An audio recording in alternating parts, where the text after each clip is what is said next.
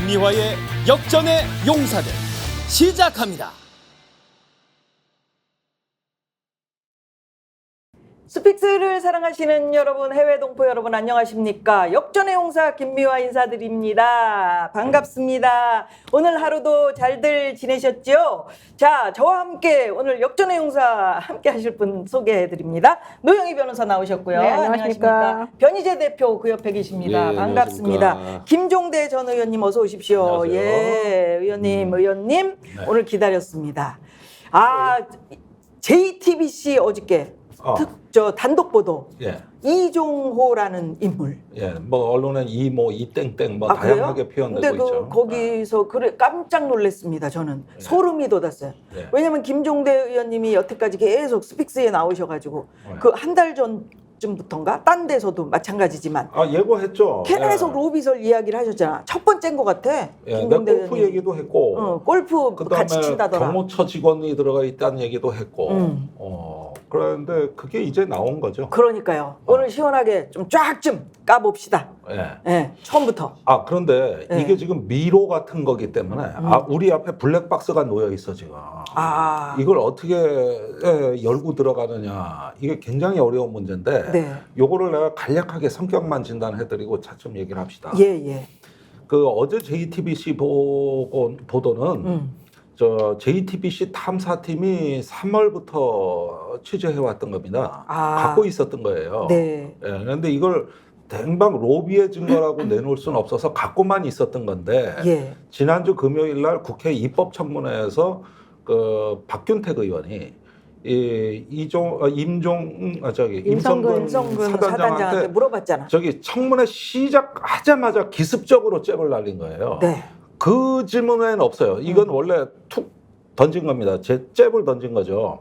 이종을 아느냐. 그런데 모른다 그랬어요. 그러고 나니까 JTBC가 이 청문회를 보고 모른다. 아니, 이래서 깐 거예요. 관계도가 나왔잖아요. 네. 이래서 깐 건데 네. 그러면은 아냐 모르냐 지금은 요 게임에 불과한 거예요. 저게 로비 그 자체는 아니고. 네네. 그러나 여기서부터 제가 이제 그 다음 스텝이 넘어갑니다. 예. 궁금합니다. 예, 이렇게 네. 되는 거죠. 자, 저기 그 카톡 메시지를 보면은 작년 5월 25일, 7일, 8일, 6월 2일, 3일, 4일 이렇게 돼 있죠. 예. 여기서 군 출신들은 느낌이 딱 와야 돼. 저 날짜가 의미하는 게 저게 금토일이에요. 네네. 자, 그리고 저때 휴일이 많은 때입니다. 군 골프장은 이 주말에 골프를 칠 때 민간인은 칠 수가 없어요. 네. 반드시 군 장교가 부킹을 해야 됩니다. 그리고 자기가 쳐야 돼. 그러지 않으면은 저 인원은 골프장에 갈 수가 없어. 그러면은 저게 어떻게 온 거냐 하면은 사단장이 내가 저기 이 주말에 2개 시간을 낼 수 있다고 참석자를 배려해서 준 거야. 그러니까 그래야 복수로 냈다는 거는 참석자들이 멀리서 오니까 이 두 가지를 선택하시라고 배려를 해서 준 거고 네네. 그 전달받은 사람이 그걸 카톡에 이미 골프를 치기로 초청한 사람들을 상대로 긴급히 카톡방을 만들어 공지한 거예요. 더 중요한 거, 저 멋쟁 해병이 5명이라고 돼 있잖아요. 네. 그러니까 되게 소수 인원이고 자기네끼리 핵심 멤버들이라고 볼 수도 있는 거예요. 그러니까 제가 그 뭐 경호처 인물이 있다, 뭐 변호사가 있다, 또 뭐 그 기업인이 있다 얘기하는데 그 사람들 그대로야. 그러니까. 네. 그런데 저 사람들이 전부 해병대 출신이야. 근데 그걸 저걸 모를 리가 없지. 그러면은 사실은. 사단장은 이때 골프를 치러 오시라고 준 겁니다. 그런데 아시다시피 저 금요일 날 출발을 하려면 오전 근무 마치고 오후에 KTX는 타야 저 일정을 맞출 수가 있어요. 그렇죠. 네. 그러니까 이 땡땡이 그 도이치모터스 주가 조작한 이 땡땡이 이종호. 일정에 안 맞춰. 이 실명으로 할까? 실명까지 당연히 다 나왔는데. 거기서 물어봤잖아요. 좋아요. 뭐 아냐고. 국회의원이 그냥 책임질 우리는 테니까. 박근혜 의원을 얘기했잖아요. 그냥 기대서 네. 얘기를 해야 돼요. 네. 그러면은 근데 이종호가 시간이 안 맞고 포항까지 가는데 적게 잡아도 너무 멀어. 3시간이에요. 그러다 보니까 일정이 안 맞고 짜증난다고 아무리 그래도 아니 좋은 행사 맞는데 그리고 사단장이 나온댄다 참모들하고 또 나온댄다 해서 식사를 한다 그러니까 결국은 그 저 일정은 사단장 일정입니다. 그런데 오늘 부승찬 의원이 포항의 저 해병대 골프장 사용 내역을 받았어요. 그래요? 그랬는데 저 사람들이 안 오니까 임성근 사단장이 다른 사람하고 전날짜에 골프를 다 쳐. 아하. 이거 되게 중요하다. 네. 여기서 이제 그 기다렸는데 못 온다 그러니까 그래? 그럼 다른 사람 다른 놈 부를까? 이래가지고 해가지고 실제 그날짜에 쳐. 그러니까 이정호하고는 안 치지만 임성근은 쳤다. 임사단장도 같이 쳐요? 네, 아니, 그 다른 임 사람들하고 쳤다는 거 아니에요? 사단장 명의로 부킹이 돼 있고 부킹이 실제로 돼 쳐. 있으니까. 그러니까 임 사단장이 쳐야 되지. 본인 안 친다면서. 아, 골프는 많이 아니요. 친다는데. 아, 골프 예. 무지한히 많이 쳐요. 그 사람하고 안 친다는 얘기였고 실제로 자기는 뭐 친다고. 연휴 때는 다 친다고 보면 돼. 나흘 연속 친 적도 많아. 그렇죠. 그것도 그래가지고- 뭐 저기 훈련의 하나라며요. 전투 골프를 하고 있어. 그 골프 룰을 이렇게 합참해서 만들어서 전파한 게 있어가지고, 그래가지고 전투 골프를 한 것도 있어요. 군인들끼리는 그것도 많이 쳐요. 그랬는데, 그러면은 참석자가 바뀐 겁니다. 부킹은 돼 있었던 거. 그렇죠, 그렇죠. 이랬는데, 자, 그러면 오늘 부승찬 의원이 포항의 일사단 골프장에 저 내역을 공개했는데, 네. 한 가지가 빠진 거야.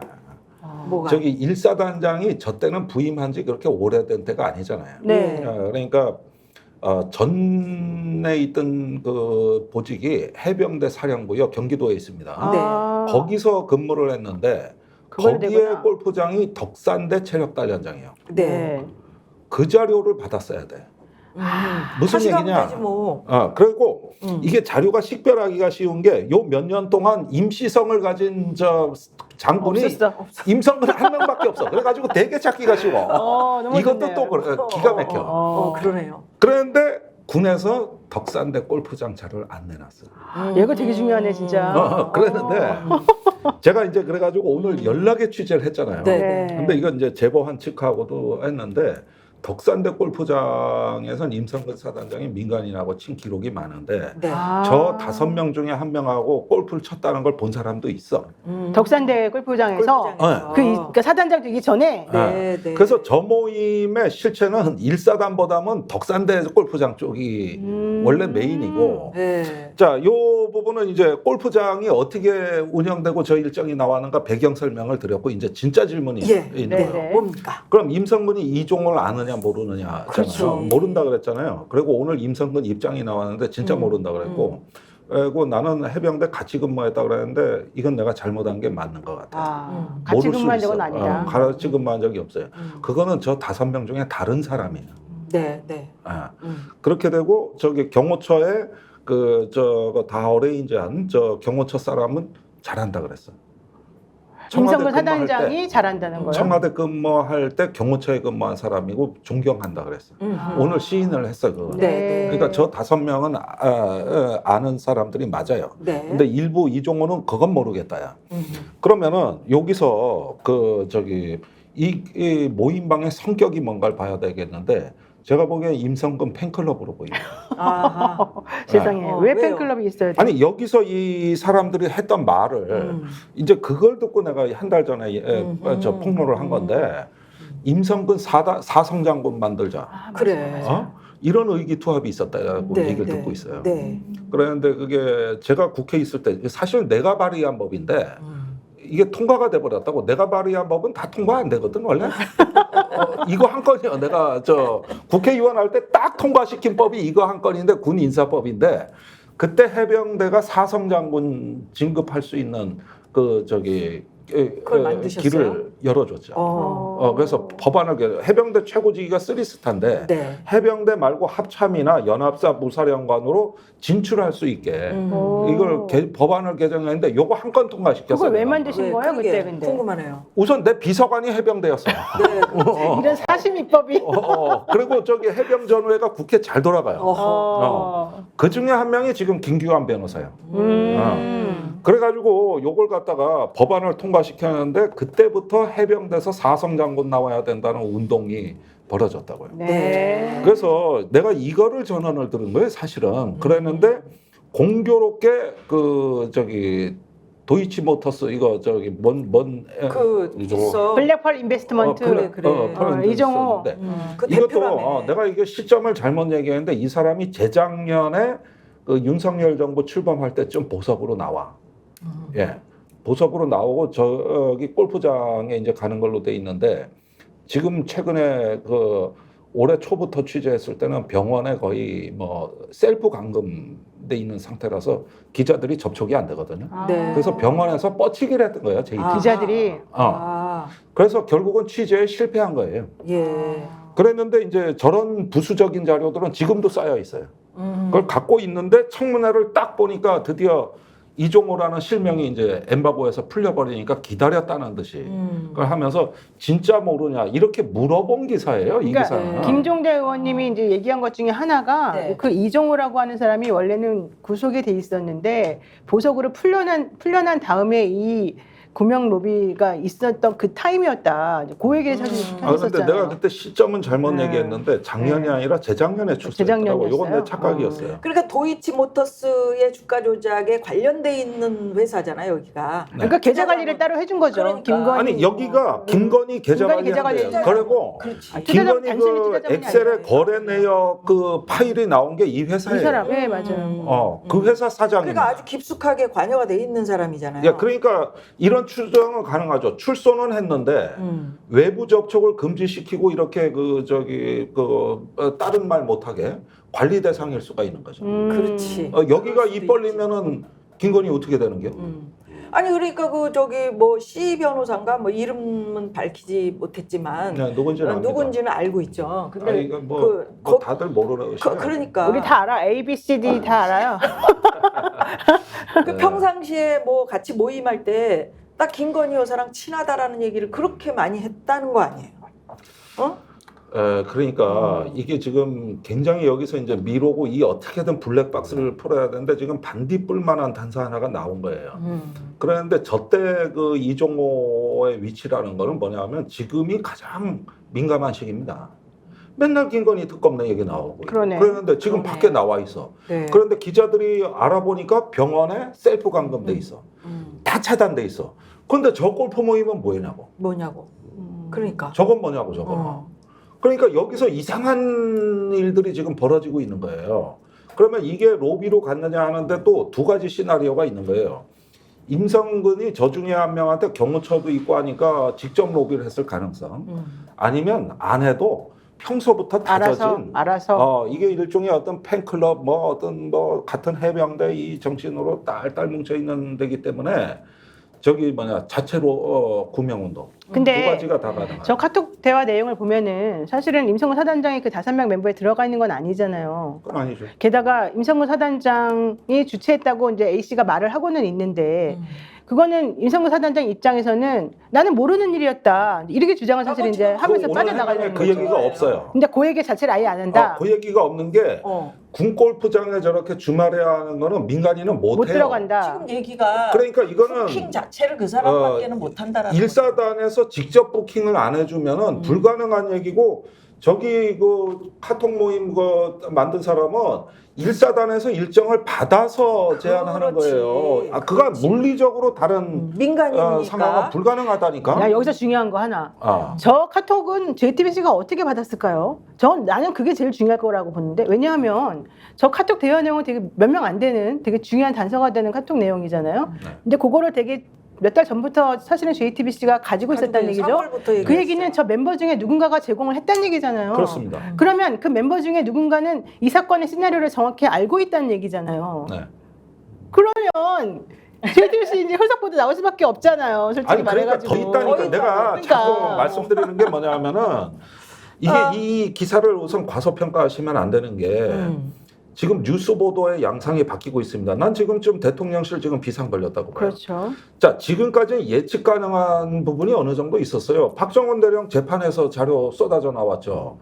공수처에서 쏟아져 나왔죠. 다 통신기록 그 법적 절차 거치한 거죠. 그럼 곧 이런 기사가 나가겠구나 하는 건 어느 정도 예측이 되는데 그렇죠. 저건 아니라고. 그렇죠. 그러니까 지금 저기 뭐냐 하면은 어디선가 움직이는 게 이제 게릴라성 보도 양상이 나타나기 시작했는데 이건 누구도 통제 못하고 그러니까. 예측을 못해요. 네. 누군가가 터트리려고 마음먹고 지금 그 관계자 중에 그러니까 이게 위협적인 거예요. 이게 되게 중요하죠. 굉장히 위협적인 거예요. 그리고 저기서 뭐 로비설이 다 밝혀질지는 저도 의문입니다만은 왜 하필이면 이종호가 끼어 있었느냐. 그렇죠. 그런데 저 굉장히 감동한 반응이거든. 오 하고 물결.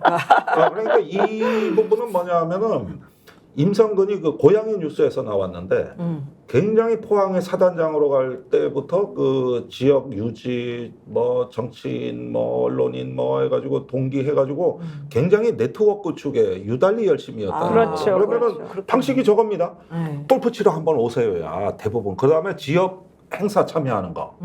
뭐 근데 시청, 구청 이런. 사실은 데. 군에 계시는 분들이 해줄 수 있는 민간인에게 해줄 수 있는 가장 큰 접대가 군 골프장에 초대하는 거예요. 그렇죠. 네, 거기가 되게 관리도 되게 잘 되어 그다음에 있고. 가보지. 네. 저기서 이제 저녁 만찬을 한다는 건 관저 얘기를 그렇죠. 하는 거야. 아니면 네. 어디 복지회관 이런 건데 그런 데 갔다가 복지금 횡령 사건이 많아 큰일 나거든. 그렇지. 장소는 관저 얘기하는 거 아니면 아주 사적으로. 뭐 민간 식당인데 참모들이 다 나온다? 참모들하고 사단장이 나온다? 이거는 저기 뭐냐 아주 최고의 접대입니다. 네. 더 중요한 거, 이 제보자가 사실은 되게 법률의 전문인 사람이라면서요. 아 그래요? 네. 여기도 아야 점점 궁금해지네. 그렇죠. 그래서 그분이 내가 보기엔 잘할 것 같아. 네 그래요? 앞으로 기대가 아니 됩니다. 근데 난뭐 누군지는 아는데 그러니까 저기, 다 안다니까 우리가. 야 알고 계시는구나. 이 이야기는 작년 9월에 제가 처음 들은 얘기예요. 지금까지 그 풀지 작년 못했던 9월이면, 미스테리입니다. 그래서 저기 요거는 하나의 시나리오로 일단 참고하시라는 거고 그럼 저 이제- 분명히 제한이 있다는 건 제가 말씀드린 겁니다. 이 그렇죠. 제보의 네. 의미라고 한 거 여기까지입니다. 판도라의 상자가 살짝 지금 이렇게 뚜껑이 착 올라고 하는 아니 그런데 상황인가? 저기 대통령실이나 그 주변은 이런 기사가 가슴이 철렁철렁하는 거야. 그렇지. 저 뒤에 뭐가 있냐는 거지. 그 매우 저 매우 뒤에. 높은 곳에 계시는 그분이 제일 지금 당황하고 계시다고. 그러니까 왜 하필이면 그러니까 이게 그동안 미세하게 단편 편린들은 나왔어요. 뭐 예를 들자면 그 박정원 대령 그 변호사가 지난 봄이구나 꽤 몇 달 됐는데 그 뉴스공장에서 김건희 특검과 최상병 특검은 합쳐질 것이다. 그렇죠. 그거 굉장히 중요한 발언이에요. 네. 사실은 근본이 똑같아요. 일단은 이렇게 추론이 가능할까요? 그러니까 네. 뭐 이종호라는 사람하고 임성근이 실제로 직접 연락한 적은 없는데 그 모임에 있는 사람 통해 가지고 그렇죠. 그렇게 해가지고 예. 그러니까 요걸 규명하는 방법은 두 가지입니다. 우선 그 아까 말한 덕산대 골프장의 자료가 나와야 되는데 어쩐 일인지 해병대가 포항 것만 내고 그건 안 냈습니다. 그거 오늘 일어난 일이에요. 둘째는 임성근 휴대폰입니다. 요게 공수처에 들어가 있는데 나 황당한 얘기를 들었네. 왜요? 비번이 복잡한 걸 못 풀고 있다네. 그러니까 그게 뉴스버스에서 어느 정도 나왔다고 보도가 돼서 사실은 우리가 좀 기대를 했는데 지금 말씀하신 것처럼 그걸 제가 확인해봤죠. 네, 그랬더니 이렇게 돼 있다는 거예요. 그래 아주 애를 먹고 있다는 거거든요. 뭐 특수문자 숫자 잔뜩 집어넣나 봐. 네.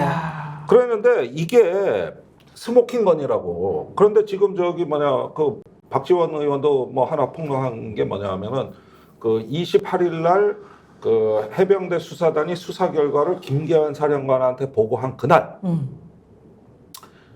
임성근이 박정원 대령한테 수차례 전화를 했고 그렇죠. 박정원은 안 일부러 받았다. 안 받았고. 수사관들한테 이 전화 오면 받지 말라고 자기가 교육을 했다.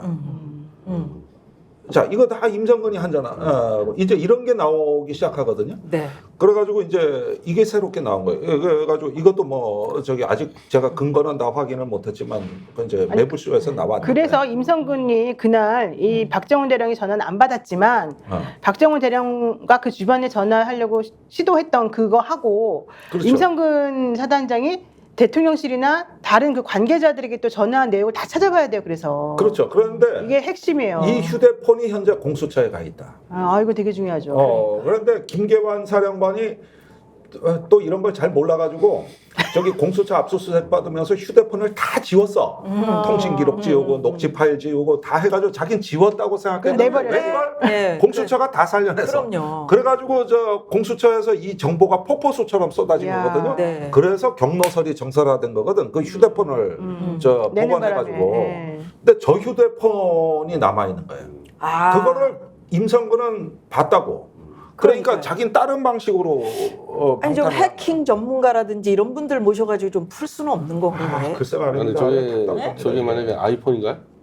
그것도 무슨 모르겠어요. 폰인지 몰라요. 지금 아이폰이면 군인 폰이 무슨 아이폰이야? 아니 근데 모르겠고 한동훈 네. 것도 지금 못 하고 있어요. 지금 데이지님이 JTBC가 탄핵 전문이잖아요. 이러고 다른 분은 왜 JTBC에 줬을까 이랬거든요. 나는 JTBC가 그동안 사실 되게 힘들어했거든요. 그리고 지난번에 최순실 태블릿 PC 얘기 뭐 나오겠지만은 그때 한창 피크였다가 이제 그 다음에 이렇게 좀 요즘 상황이 안 좋잖아요.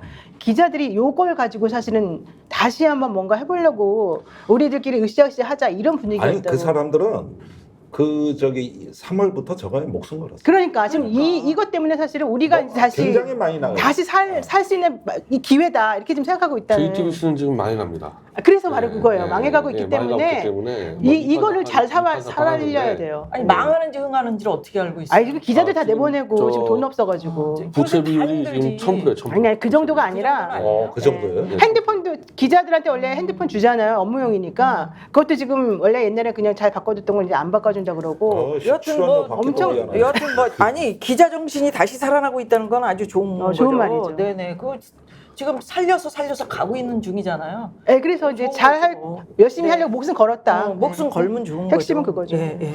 근데 만약에 네. 이 핸드폰을 못 푼다거나 풀었다 했을 때도 전화 내역이 그렇게 복잡하지 않더라도 그냥 그 카톡방에 있는 그 사람 한 명한테만 딱 얘기하더라도 그 사람이 이종호한테 얘기하고 이종호가 이쪽 얘기하면 되는 거 아닙니까? 그렇죠. 그러니까 그래서 거기가 나름대로 전에도 골프를 친 모임으로 난 알고 있기 때문에 5명의 모임이. 다른 골프장이나 이런 정황들을 다 봐야 돼요. 다 그런데 봐야지. 저 보도는 원래 그러니까 나갈 보도가 아니었어요. 그런데 청문회 때문에 그냥 저기 그거 보고서 빠바방 때려버린 거죠. 그러니까 이렇게 해가지고 우연히 뭐가 벌어지는 게 전반적으로 보면은 지금 게릴라성으로 이게 변하고 있다니까. 그래. 그거 어디서 어떤 보도가 나올지도 모르는 거 아니에요. 네. 그러니까 아니, 그게 게릴라 내가 봤을 때는 기대해봐야지. 공수처가 만약에 일을 제대로 하려 그러면 네. 자기네가 임성근 사단장이 핸드폰을 못 풀었다 하더라도 저 JTBC에서 지금 5명 카톡방에 있는 사람들 명단 다 이제 확인이 되잖아요. 확인됐습니다. 그 사람들한테 그 사람들 관련된 통신 기록을 다 뒤져가지고 사실은 얘기하면은 누가 누구에게 어떻게 연결해서 어떻게 전화했고 어떻게 관계도가 형성되는지 다 알아요. 이제 나올 수밖에 없어. 그러니까 나올 수밖에 없어요 이제는. 그러니까 임성근 사단장의 핸드폰 비밀번호를 못 풀었다 하더라도 다른 종류의 방식으로 이걸 해결할 수 있는 방법이 있다. 아니 그러니까 증인 선서를 안 했던 이유가 임성근, 이종서 뭐 이렇게 다 증인 신범철 증인 선서 안 한 이유가 공수처 피의자이기 때문에 우리는 그렇죠, 증언할 수 그렇죠. 없다 했어요. 근데 공수처 가서는 또 그러면은 국민들이 듣기엔 공수처에서 수사하나 보다. 수사하니까 국회에서는 좀 이중 뭐 이게 조사가 되니까 저렇게 자기 방을 하는가 봐. 이렇게 알고 있었지. 전부. 그런데 공수처에서는 더 기가 막힌 일이 벌어지고 있었던 거예요. 거기서는 더 차단을 한 거죠. 예. 그리고 묵비권 행사하고 이렇게 되는데 국회 청문회하고 똑같이 묵비권 행사한 거예요. 그건 제가 그 묵비권 행사하고 있다는 걸 예전에 많이 터뜨렸어요. 김계환이 지금 저 VIP 경로설 공수처가 증거들이 되니까 그때부터 말 못한다. 네. 이렇게 하고 임성근 그러고 있고 지금 국회 청문회나 공수처나 거긴 똑같이 하고 있는데 거긴 증거가 많아요. 그렇게 돼 있지. 공수처 가서는 딴 핑계 대고 국회 와서는 공수처 핑계 대고 이렇게 하면서 이제 전체적인 방어막을 형성한 거죠. 네. 자, 오늘 저 김종대 의원 나오시는 날이라 안보 이슈가 굉장히 많아요. 아니 뭐 다른 것도 좀 안보 이슈 되게 많아. 오늘 말씀을 많이 하셔야 돼.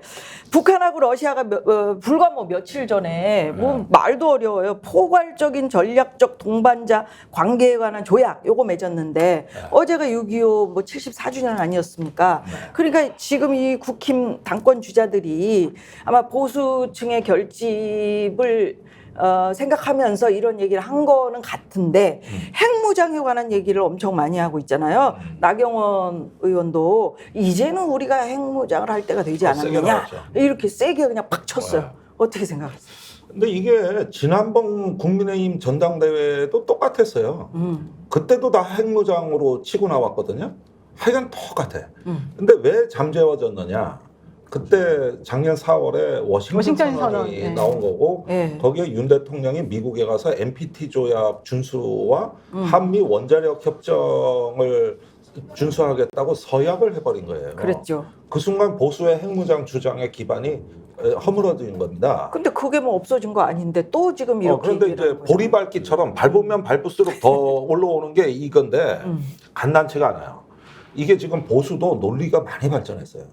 그냥 핵무장이 아니라 후보마다 이게 주장이 약간씩 다른데 네. 잠재적 핵무장도 있고 단계적인 것도 있고 조건부 핵무장도 있고 그 다음에 이렇게 다 핵무장면 난 거기 찬성 못해 하면 다른 쪽에서는 그러면 핵무장 안 하는 대가로 미국의 그렇지. 전술핵 갖다 놔. 지금 윤상현은 그러시는 게 없어요. 근데 이렇게 SSBN 가는 거야, 이게. 아니 근데 그게 사실은 전략핵 잠수함 그래서 워싱턴 선언하면서 우리가 한국식으로 그러니까 이걸 좀 해보자. 그래서 여기다가 영국이나 프랑스와 마찬가지로 우리도 네, 그냥 핵공유. 주변에 그냥 잠수함 갖다 놓고 거기다가 핵 미국이 가지고 있으면 된다. 이렇게 사실은 선회를 한 거잖아요. 아니 그 주장도 다 나왔던 주장. 네, 그건 네. 대선 때부터 나왔던 주장이에요. 네.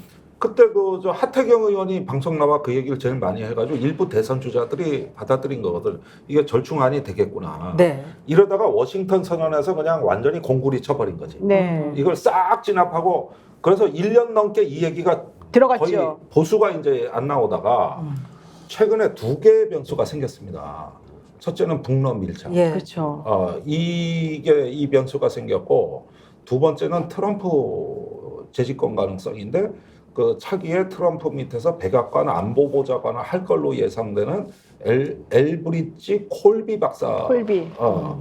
그래가지고 내가 이 사람이 쓴 책을 찾아냈다고. 아. 거기에 이 사람은 신념화가 돼 있는 게 어떻게 미국이 동맹국 안보 책임지냐.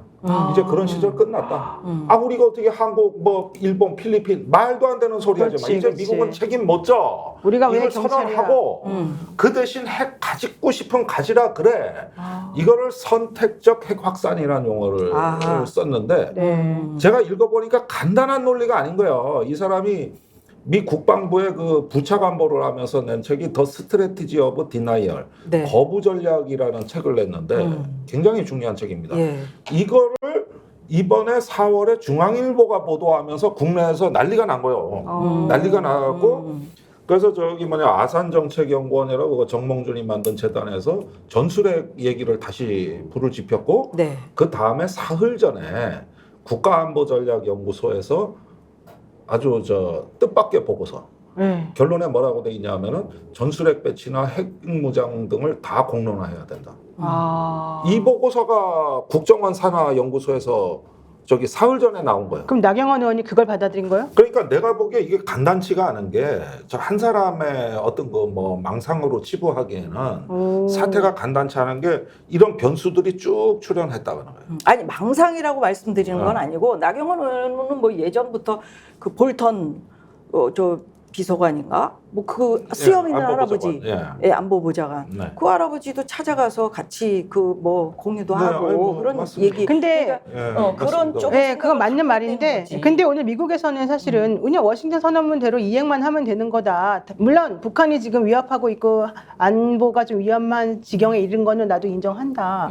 하지만 어쨌든 너네는 대한민국 너네는 일본하고 우리 미국이 한 대로 그냥 따라하면 된다. 이 사실 이 얘기를 한 거 아니에요? 아니 미국은 입장은 변화가 없고 워싱턴의 주류는 확고해요. 그러니까 그러나 트럼프 자체가 비주류예요. 트럼프가 위험하다. 그리고 이 사람은 주한미군 철수가 원래 당선될 때부터 그랬죠. 신념이었어요. 네. 그거를 그때 맥마스터가 안보보좌관이 가까스로 막아낸 거거든요. 네. 그런데 이 저기 콜비라는 인물은 오래전부터 이 논리를 준비해 왔습니다. 그리고 주한미군은 대중국용이지 북한용 아니다. 이러면서 이제 북한 방안은 한국이 알아서 하는데 그거는 핵으로 해라. 그러니까 이게 트럼프 코드에 딱 맞아 떨어지는데 저기 얼마 전에 한 서너 달 됐죠. 거의 6개월 돼 가는데 그 트럼프가 대중 집회에 가가지고 똑같은 얘기를 한 거예요. 주한미군 철수 뭐 이러면서 했는데 그때 국내가 난리가 났는데 그 트럼프 캠프 주변이 다 이 보도를 부인했는데 트럼프 본인이 부인은 안 한 거예요. 그러니까 그걸 쓴 그때 그 폴린 뭐더라 폴리시 기자인가 거기 기자가 이 기사가 조금 너무 나간 거 아니냐 그랬는데 트위터에 흐뭇한 표정으로 다들 그렇게 말씀하시는데 트럼프는 부인 안 합니다. 이렇게 이렇게 메시지를 트윗을 해버린 거야. 방위비 분담에 관한 장사꾼이니까 트럼프는 아니 그 방위비 분담금은 처음에 그 얘기를 하려고 한 게 아니라 주한미군을 못 뺀다는 걸 알고 약이 올라서 그러면 방위 돈이나 많이 내라 이런 거지. 주둔비 5배, 6배 내라 그래. 이렇게 시작된 거지. 원래는 빼는 게 그렇죠. 그런데 유엔 안보리 제재라든지 뭐 이런 그 틀이 있잖아요. 틀. 그 얘기는 안 해요. 그러니까 무슨 얘기냐면 핵무장을 얘기하면 국제 제재가 들어와요. 우리 핵발전소 스톱입니다. 예. 핵 공급 그룹이 원료를 안 준단 말이에요. 그래서 인도의 에너지 산업이 개판된 거예요. 원전이 발전 안 하고 국제 제재 받아가지고. 그래서 러시아 가스 사고 저렇게 망가진 이유가 그것 때문이에요. 지금 민주당도 걱정하는 게 그런 국제 제재 거잖아요. 받은 예. 거. 아니 동맹국이라도 소용없어. 인도 예. 중요한 나라라 그러지만 오늘날 인도의 에너지 산업이 개판된 이유가 이것 때문이에요.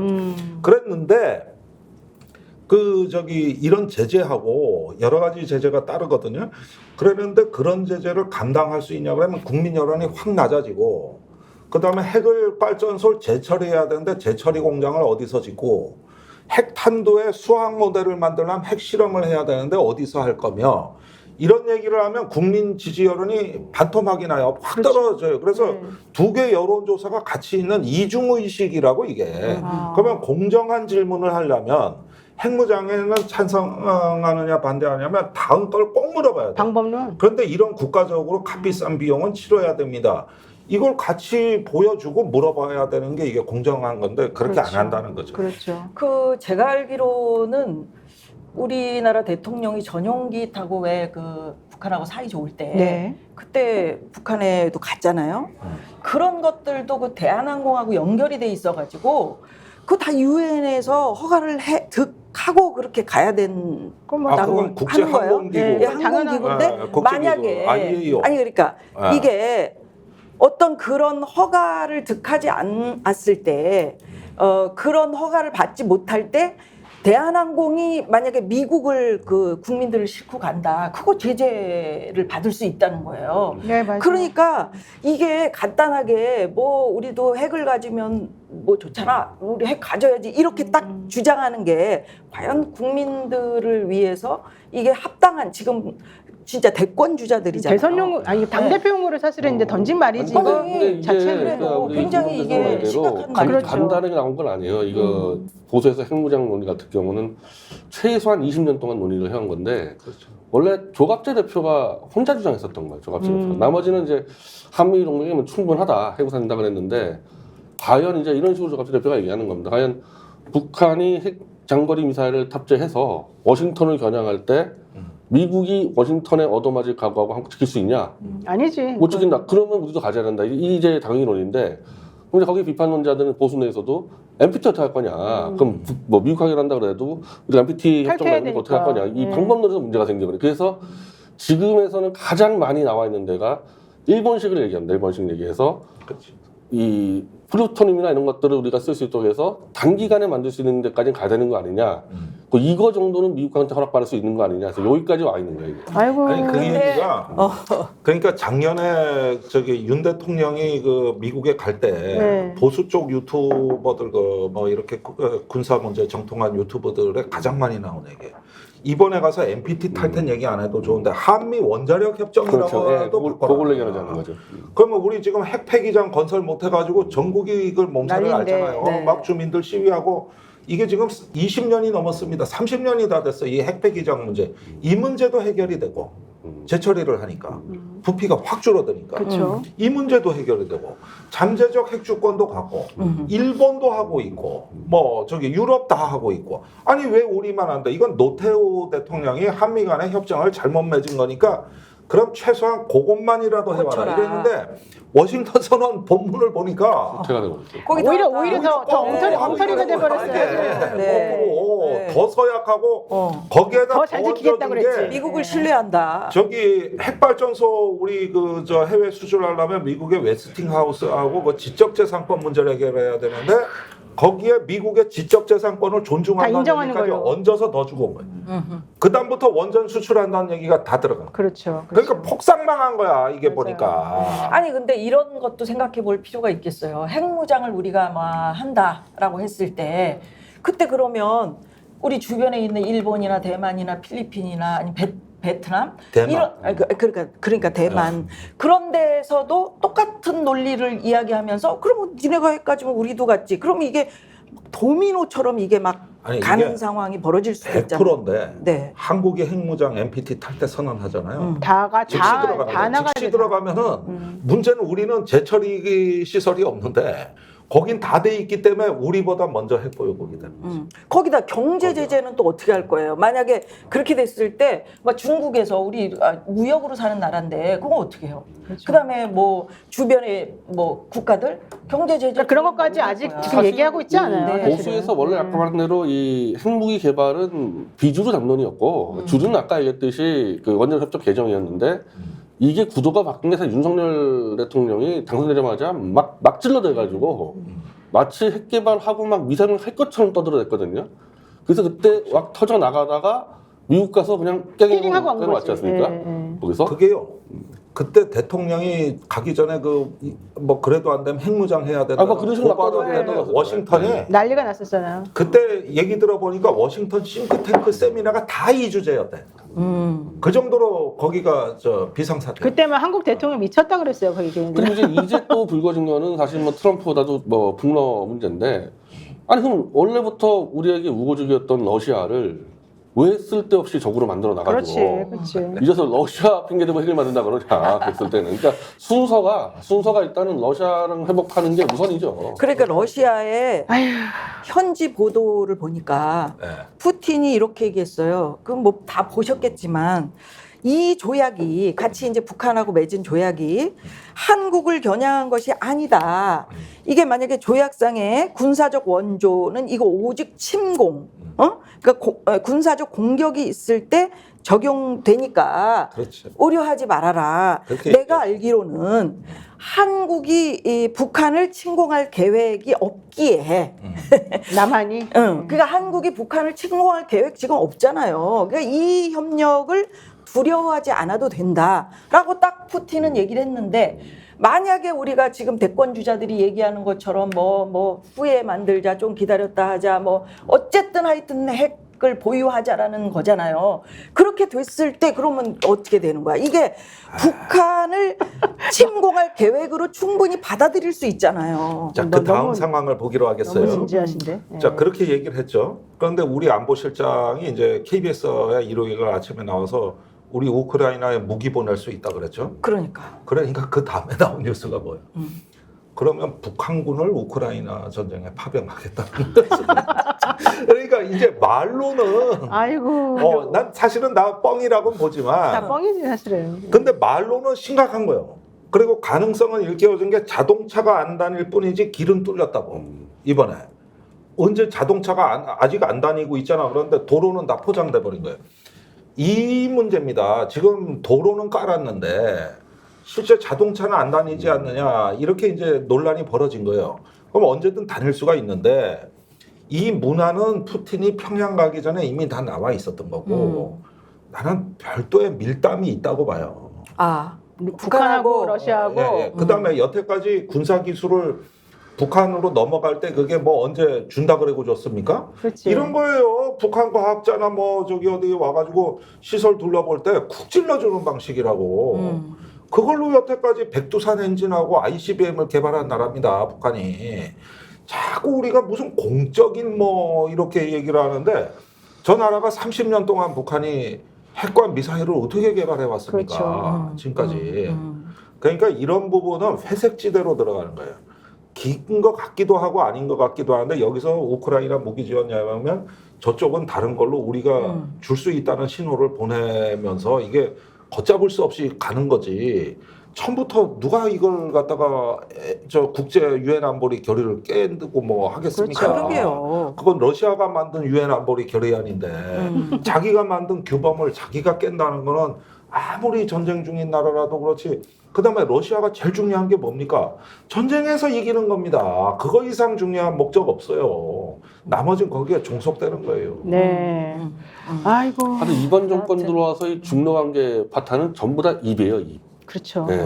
다른 무슨 뭐 마늘 파동 이런 되는 게 아니고 그냥 다 입으로 파탄 냈어요. 대파 파동도 아니고 이제 그래서- 마늘 파동도 아니고. 그래서 야당이 무책임한 이거 말폭탄이다 이렇게 이제 비판하고 있는 거고요.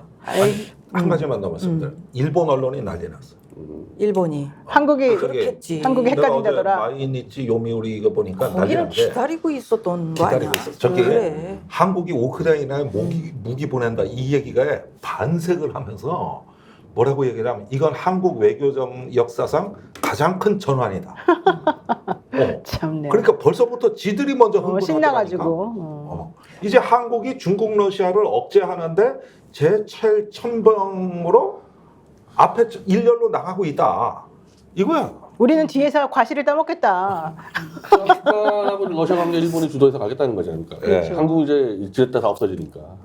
아이고 참. 후사카 유지 교수 얘기 들어보세요. 예. 그 외교부에서 일본하고 한국하고 왔다 갔다 하는 거 여권 없이 다니게 하겠다는 거 추진한다는 거 아니에요? 네. 근데 그게 호사카 유지의 분석은 자위대원들이 사복을 입고 한국에 왔다 갔다 하는 거랑 똑같다. 할 수도 있다. 그러니까 이게 얼마나 아니 예전에 우리가 욕 한 번 하기가 어렵지. 욕 한 번 하고 나면 그냥 막 자동으로 욕할 수 있는 거 아니에요? 그게 마음이라는 게. 예. 그러니까 일본은 우리나라를 호시탐탐 한번 또 노렸던 나라고 또 그 여기서 점령도 했었잖아요. 예. 얼마나 지금 아니 그런데 이게 얼마나 심각하냐면 생각을 하고 있겠어. 저기 우리가 몰라서 그렇지 미국과 유럽은 한국에 지금 우크라이나에 무기 보내라는 압력을 윤석열 정부에 강하게 압박해 왔습니다. 그렇죠. 계속 했었죠. 근데 우리가 버텼어요. 그러는데 지금 트럼프 당선되고 뭐 하고 하면 이제 우크라이나 지원할 여력이 없어진다고 지쳤어. 그러니까 한국이 무기를 보내주는 군사적 지원을 하라는 걸 얼마나 오매불망 기다리고 있어. 압력을 많이 넣는지 모릅니다. 근데 우리가 무기 주는 걸 검토할 수 있다고 말을 하는 순간 되돌이키기가 어려운 게 국제사회 기대가 엄청나게 높아지거든, 이 말 한마디에. 그래서 미국에 작년에 저 국빈 방문하려고 155mm 포탄 50만 발을 갖다 바친 겁니다. 그때도 그 기대감이 있으니 차마 무시 못하고. 그런데 이제 말을 이렇게 해서 한국이 재검토할 수 있다. 이런 뉴스가 이제 외신에 나가고 저기 뭐냐 보면은 유럽이 다 보내달라고 그렇죠. 독촉장 자기들 오지. 돈 나가는 걸 세이브할 수 있는 길은 한국 기업밖에 없어요. 아이고, 그러니까 이게 말을 해버렸잖아. 이제 문제는 아니 바보예요. 어떻게 안 줘? 바보예요? 그거를 몰라요? 사실 그게서는 어떻게? 우리 다 그냥 알겠잖아요. 알잖아요. 근데 네. 바보도 아니고. 근데 미 대선에서 또 정권 바뀌면은 그동안 했던 것도 다 엎어야 되는데 지금까지 한 거. 그렇죠. 바이든하고 트럼프는 완전 반대되는 그 우크라이나 같은 경우는 네. 그동안 떠든 거 뭐 한미동맹 한 거 다 바꿔버려야 되는데. 반도체법, 그래. 인플레 감축, IRA 감축법 다 깨겠다는 게 공약이 거기 트럼프 캠프에 우리의 공약이라는 홈페이지가 있어요. 근데 거기 들어가 보니까 기가 막혀서 이거 어떤 극단주의자가 쓴 거 아니야? 이게 저 대선 후보 홈페이지 맞아. 내 지금 좀 그런 게 수두룩해요 거기에. 아유, 여하튼 이 와중에 불안하게도 북한이 그 뭐 도발을 계속하고 있는데 오늘 새벽에 탄도미사일 발사. 이게 무슨 극초음속 미사일일 가능성이 있다. 이게 뭐 어떤 미사일이에요? 자 보세요. 네. 지금 내가 이것도 재밌는 얘기야. 나 오늘 재밌는 얘기 너무 많이 해요. 하시는데. 네. 기억나시는 게 3월에 우리 북풍 분다고 다 그랬지. 네. 그때 한미연합훈련 한다고. 근데 왜 북풍이 안 불었을까? 미국이 전략 자산을 하나도 안 보냈죠. 그래가지고 뉴스가 한 건도 안 나왔지. 그래서 북한이 대응할 필요가 없으니 가만히 있었지. 이래서 민주당이 선거 편하게 치렀지. 이게 3월입니다. 안보 이슈를 사실 이게 3월에요? 일본에서. 그러니까 워싱턴 선언이 어디로 사라진 게 거기에 전략 자산 보내준다고 나대에 있던 게 휴지 조각이 됐어. 네. 그런데 지금은 왜 올까? 지금은 루즈벨트 항공모함이 왔어요. 부산에 왔는데 기사가 뻑적지근하고 윤 대통령 간다는 거 아닙니까? 네. 그러니까 아니 오라 그럴 때는 안 오고 지금은 왜 왔느냐? 왜 왔어요? 지금 제주도 남방에서 프리덤 엣지라고 한미일 상국 훈련이 열리는데 이 훈련은 역사적 훈련이에요. 이제까지 훈련과 달리 저기 해상, 수중, 공중, 사이버 이런 훈련을 전부 한꺼번에 해가지고 시스템을 한미일이 통일해 나가는 한미일 제주도에서? 최초의 훈련이에요. 제주도에서 남방에서 동중국해 거 중국 쪽이라고. 그러면은 보라고. 이게 지금 중국이 제일 긴장하는 게 이 대목인데 이게 콜비의 그 아까 그 이야기를 떠올려 보시면 중국을 견제하는 데는 전략 자산이 몽땅 문다. 북한은 우리 재래식 방어 훈련하는 한미연합 훈련에는 안 온다. 이 차이가 있는 거예요. 그러니까 이번에 북한이 극초음속 미사일을 쐈다 뭐 하는 거는 그 훈련에 대한 경고고 아하. 이렇게 해서 맞아 떨어져 가는데 오니까 북한에서 쏘잖아. 안 오니까 안 쏘잖아. 이 차이로 가는 건데 이게 지금 판이 움직이고 있는 거지. 이게 그러면은 이제 저기 왜 쏘냐? 중국한테 봐라 우리가 먼저 대응한다. 러시아한테 봐라 한미일 다 떼거지로 와. 제일 먼저 대응하는 건 우리야. 북한이 우리한테 그런 이렇게 메시지를 되는 보내는 거지 거죠. 이게. 실패는 했어요, 근데. 그지? 실패했죠. 이게 실패했기 때문에 뭘 쏜지 모르는 거예요. 예. 제대로 날아가야 분석이 되는데 분석이 안 돼요. 그 위력이 엄청나다며? 극초음속. 네. 그래서 그걸 수도 있는데 북한에서 뭐 발표가 나올 거예요. 그런데 항상 공개를 하니까. 근데 극초음속은 음속의 5배 내지 10배 속도입니다. 이야, 음속에 엄청 빠르네. 그럼 어떻게 되는 거야? 아니 저기 서울에서 저 부산까지 2분 이내 주파에 사드급하고 필요 없는 거죠? 사드급하고 필요 없어요. 와. 그거는 네. 이 패트리어트나 사드 속도가 이 날아오는 속도를 수학적으로 따라갈 수가 없어요. 근데 북한이 그렇게 이게 발전돼 있어요? 아니 근데 아직은 성공 못했어요. 이거는 아직은. 그냥 위험용으로 다 가시용으로 지금 보내기만 한 거야. 러시아든 어디든 그런 기술력이 받아서 엄청난 거죠? 아니 그런데 현재? 이거는 모른다는 거지. 저 중국이 제일 앞서 나가고 있고 러시아가 킨잘이라고 하는 극초음속 미사일을 우크라이나 전쟁에 썼습니다. 네. 근데 우리가 실망스러운 게 그걸 패트리어트 미사일이 요격을 했거든요. 그러니까 극초음속 성능이 안 나온 거예요. 그러니까 약간 과장되게 지금 북한에서 나올 수는 있지만 현실적으로는 사실 그렇게까지는 아닐 수도 있겠네요. 지금 그 과정인데 이런 실험 데이터가 자꾸 쌓이고 있다는 건 심상치가 않고 배후에 러시아가 있다는 건 심상치가 않죠. 그러니까 지금이 중요한 시점인 건 맞아요. 그런데 저 비전문가들 뭐 나경원 뭐 윤상현 뭐 나와가지고 안보 포퓰리즘 하는 게 난 이게 무섭다는 거예요. 저게 그러니까요. 저런 선동이. 말로 뻑뻑 그냥 쉽게 되는 것처럼. 이거는 냉정하게 분석을 해야 되는데 저 국민의힘이 또 그 병이 도졌다고. 책임도 못 질 거면서. 근데 당대표 한번 대보겠다고 이렇게까지 나라 안보와 직결되는 그런 거를 함부로 막 얘기하고 그럴 수 있는 거예요. 그 얘기예요. 그 얘기. 이거 이렇게 너무 얘기해도 심한 거 되는 아니에요? 이게 거지. 안보 포퓰리즘이 이제 국민 여론 70%가 찬성했다. 그게 지금 거기에 먹히는 플러그 것처럼 꽂자. 생각하는 거잖아요. 이런 단순한 생각이죠. 그러니까 너무너무 답답해요. 그 무기 얘기가 나와서 제가 평상시에 궁금했던 거 한마디 좀 여쭤보면 무슨 저 탱크다 비행기다 뭐 이런 거 다 이제 사오잖아요. 네. 근데 예전에는 뭐 다 그 우리가 얘기하는 뭐 재래식이었다면 지금은 그 배터리를 꽂아가지고 하는 게 그 배터리가 엄청 오히려 더 비싸다며. 근데 그걸 계속 업그레이드 해가지고 그걸 계속 팔아먹는다면서요. 그렇죠. 그런 배터리는 지금 예를 이번에 들면 리튬 전지 공장 리튬 전지, 화재 그래. 났잖아요. 그게 네. 군납 공장입니다.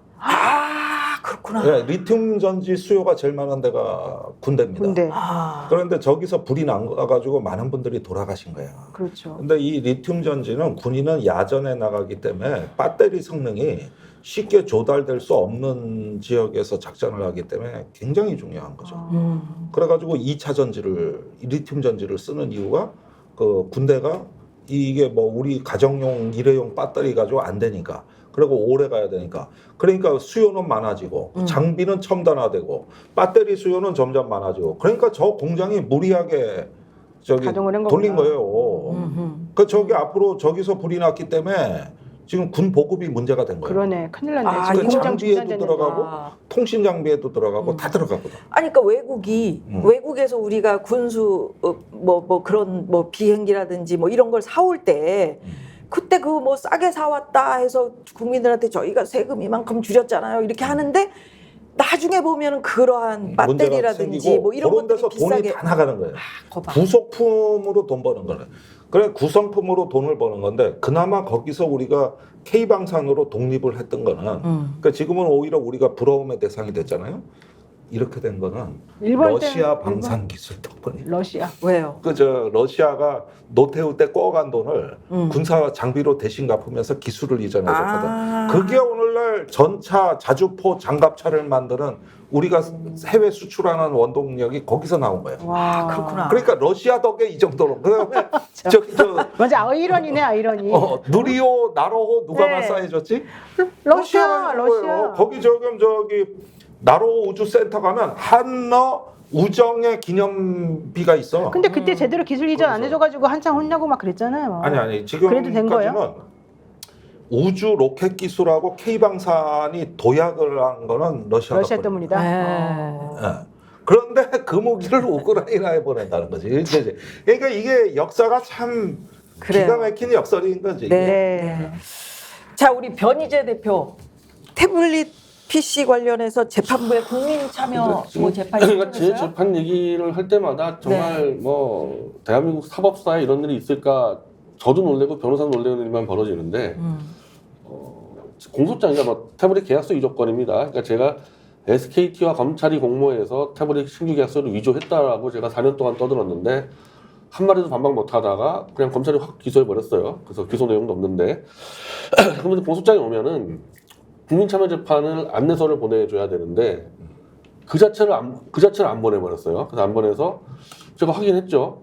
아니 국민참여재판으로 우리는 갈 수밖에 없다. 왜냐하면 계약서 위조건은 누구든지 다 보면 알아볼 수 있는 내용이지 복잡한 법리가 아니잖아요. 우리가 다 핸드폰 계약서 써봤을 거 아닙니까? 그래서 우리는 해야 되는데 왜 안 보냈냐 그랬더니 당신들은 못한다 국민참여재판을.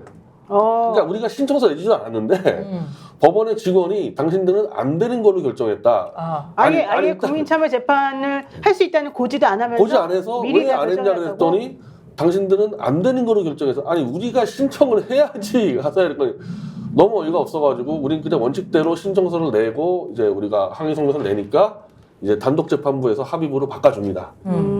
이게 원래 여기서 그러니까 1차로 여기서 막으려고 그랬던 거예요. 근데 이거 자체가 엄청난 불법이라는 게 국민참여재판은 누구든지 받을 수 있는 권리가 있는 거고 그러면은 우리가 신청했을 때 검토를 해야 되는데 신청도 하기 전에 안 된다고 통보하는 거예요. 근데 어쨌든 이제 그럼에도 불구하고 신청해도 신청해서 재판부에서는 이제 재판부가 거부하겠죠. 합의부를 일단 들어갔어요. 합의로 네, 들어갔는데 네, 이제 네. 합의부에서 오늘 이제 통하는 거는 8월 달에 첫 재판이 있는데 그때 8월 얘기하면 달에 그때 이제 결정을 하겠다 그러는데 하여튼 지금 제가 다 알아보면은 우리 같은 사건 같이 아까 얘기했듯이 계약서 위조이 아니냐는 정말 이제 쉬운 사건이고 무슨 뭐 누구 뭐 개인의 정말 이 신원을 뭐 숨겨야 이런 사건도 아니고 누가 봐도 이거는 국민참여재판 대상이라는 건데 안 해줄 수 있다고 자꾸 얘기가 나오니까 그래서 지금 제가 이 서명을 지금 받고 있어요. 이 뭐 보수 뭐 진보 것이 다 받아서 국민참여재판의 권리를 인정해 달라. 그거 하겠다는데 왜 너희들이 벌써 못하게 하느냐? 그러면 국민 참여 재판을 하면은 뭐가 달라져요? 뭐 아, 뭐를 할 수 솔직히 있어요? 이제 이 어차피 판사가 결정하니까 뭐 결과가 뭐 똑같을 수는 있지만 배심원이 이제 국민들 일반 국민 배심원이 들어와서 자 저는 이제 들어가면은 변호사 같이 이 계약서가 어디가 위조됐는지 설명할 거 아닙니까? 나는 계약서 한 번만 써본 사람이면은 위조됐다는 거 다 판단할 수 있을 거라고 봐요. 그러니까 일반 국민들이라면. 그럼 그 사람들은 위조됐다고 생각을 해서 할 거 아니에요. 제가 제일 이제 불안해하는 거는 SK라는 그 막강한 이 재벌의 로비력으로 판사가 그냥 1 더하기는 2인데 막 사람을 때려버리는 거예요, 이게. 이런 경우가 지금 종종 있거든요, 재벌하고 재판해버리면은. 그 특히 제가 태블릿 재판하는 과정에서 신규 계약서 위조가 발견돼가지고 우리가 계속 사실 조회를 들어가는데 담당 재판관이 3명인데 그 중에 1명이 갑자기 SKT로 옮깁니다, 직업을. 굉장히 황당하죠?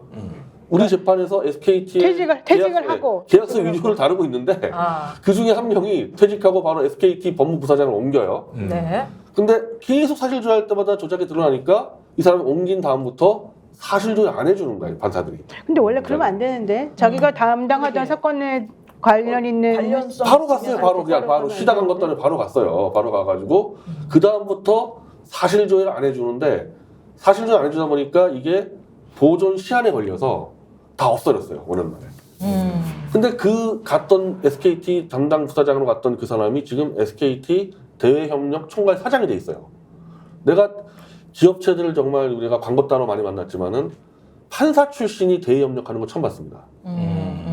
판사가 대외협력 잘할 것 같습니까?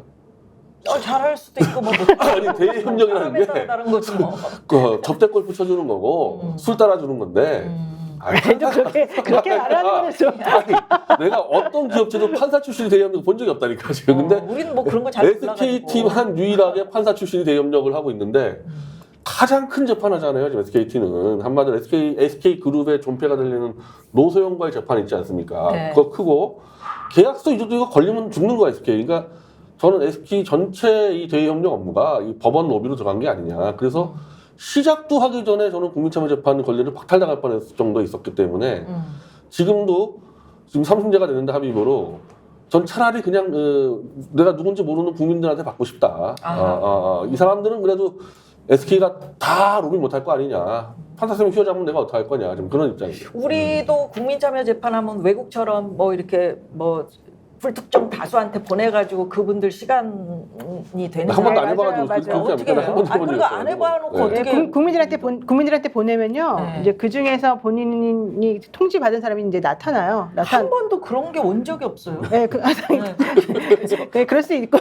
근데 이제 무작위로 보내는 무작위로 거예요. 보내니까. 그런데 거기서 뭐 변호사나 경찰이나 이런 사람들은 이제 빼고 그 특정 직업군에 대해서는 안 보내고 이제 사람들한테 보내요. 그러면 막 78만이도 사실은 오시고 뭐 젊은 사람도 오고 이제 이렇게 다 오는데 오면은 한 30명 정도 이제 원래 불러서 그 중에 10몇 명을 이제 무작위로 추첨을 해요. 판사님이. 그래가지고 거기 이제 앉혀놓고 뭐 검사나 이런 사람들이 질문을 해요. 그래서 그 사람을 배제할지 말지를 또 결정을 해요. 그럼 이제 변호사 측에서도 마찬가지로 하고. 근데 만약에 한쪽에서 이 사람은 김미아는 안 된다라고 이제 결정을 내리면 그 사람을 빼고 나머지 남아있는 사람들 중에서 또 번호로 추첨을 몇 또 해서 명이나요? 10명, 20명, 뭐 50명? 뭐 그 7명에서 9명 이 정도로 이제 해요. 그러면은 그 중에서도 한 명을 거기 앉혀놓고서 또 다시 이제 질문해가지고 이 사람은 우리 재판에 유리한 사람일 것 같다. 그러면 검사가 이 사람 오케이. 근데 변호사는 불리할 것 같잖아요. 그러면 그 사람은 싫다 빼고. 그러면 또 빼고 그거부터 이런 걸 많이 중요하겠네. 해요. 그 절차부터 되게 중요하겠네. 중요해요. 그래서 많은 거 배워가시네. 그래 재판은 많이 했지만 이걸 안 해봐가지고. 그러니까요. 그다음 이제 아침부터 밤까지 계속 앉아가지고 이제 검사가 공소장 읽으면서 자기 이제 막 변론을 하고 이 변호인 측에서 또 이제 하요. 네. 그러고 난 다음에 나중에 이제 결론을 배심원들이 이제 판결을 선고하기 전에 자기네들이 이제 회의를 해가지고 배심원장이 그 결과물을 재판장에게 줘요. 아, 그건 외국 영화랑 똑같네. 예, 그럼 이제 유무죄에 대한 이제 판단을 내려주는 건데 그렇게 되면 판사님이 이제 그걸 길티, 낫 길티. 맞아요. 그거를 보시고, 예. 그다음 이제 본인이 이제 만약에 유죄라고 했으면은 거기에 대한 양형 이런 것들도 이제 본인들이 내고 이렇게 하죠. 근데 이제 배심원의 의견은 참고사항이고 꼭 따르라는 판사가, 법은 할수 없는데 이제 요즘 많은 판사님들이 배심 재판을 했으면 그 의견을 존중하자 이렇게 사실은 그럼요. 가죠. 근데 이번 사건은 사실은 이제 완전 팩트 관계거든요. 계약서 위조였냐 아니냐 이거밖에 없어요. 중간 답이 없는데 만약에 그래서 유죄냐 무죄냐 이제 그렇게 갈리지. 배심원들이 야 이거 유조된 거 맞다고 다 했는데 판사가 유조된 거 아니라고 판결했을 때 진짜 이건 대한민국 사법부 이제 폭파하는 거죠. 그렇습니다. 그래요. 이게 바로 그 추첨제 민주주의라는 건데 아테네식인데 유럽 의회 같은 경우는 추첨제 의회도 있습니다. 제2의회라고 해가지고 그런데 선거로 선출된 의원들은 대부분 기득권자라는 전제하에서 그 한시적인 추첨제 의회를 개원해요. 이게 아테네 민주주의입니다. 아테네 그리스에서 보면은 선거는 가진 자가 할 수밖에 없다는 거예요. 그래서 일반 시민을 대표할 수 없다는. 그래서 보안 장치를 만드는데 의외로 성과가 많아요. 네. 자, 오늘도 역전의 용사들. 야, 오늘은 진짜 우리 김종대 의원 애쓰셨습니다. 아, 글쎄요. 뭐 오늘 제가 너무 많이 아니 떠들었어요. 너무 괜찮았어요. 막 재밌어가지고 많은 분들이 지금 요즘 근래 들어서 가장 많은 분들이 들어오신 것 같아요. 아, 그래요? 네. 아이고, 이거 그래가지고 축하해야지. 아이고, 예, 이거. 뭐 문자도 굉장히 많이 올라가고 또 우리 변재 대표, 또 노영희 변호사 고생하셨고요. 오늘 저희 프로그램 여러분 이렇게 열심히 우리 평론가 여러분들이 하고 계시잖아요. 또 우리 광고 붙여주시는 분도 또 저희 프로그램 여러분들을 위해서 시작 힘내세요 이렇게 하는 분이니까 좀 탑 클래스 온리유도 사랑해 주시고요. 화상 수업이 필요한 우리 아이들이 그렇다 전화해 주십시오. 밑에 전화번호 있지 않습니까? 02597-3960. 근데 예. 이 탑클래스 온리유는 그냥 단순한 광고주가 아니고요. 네. 스픽스하고 같이 협력하는 회사예요. 그래서 네. 사실은 이 사업에 대해서는 스픽스 사랑하시는 분이라면 좀 더 관심을 가지고 적극적으로 응해주시는 게 좀 필요합니다. 네, 이렇게 아주 적극적으로 광고를 저희가 해드렸습니다. 자, 저희는 또 내일 새로운 소식, 재밌는 뉴스 가지고 찾아오겠습니다. 인사드릴까요? 네. 역전의 용사들.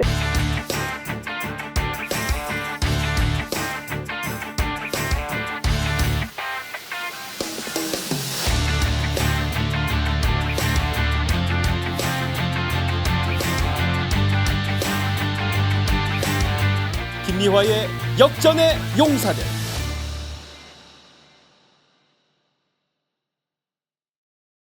스픽스는 말하는 언론입니다. 대세는 유튜브, 그중에서 스픽스. 좋아요, 댓글, 구독, 알림 설정. 여러분이 저희를 사랑해 주시고 우리가 여러분을 사랑하는 4가지 방법입니다.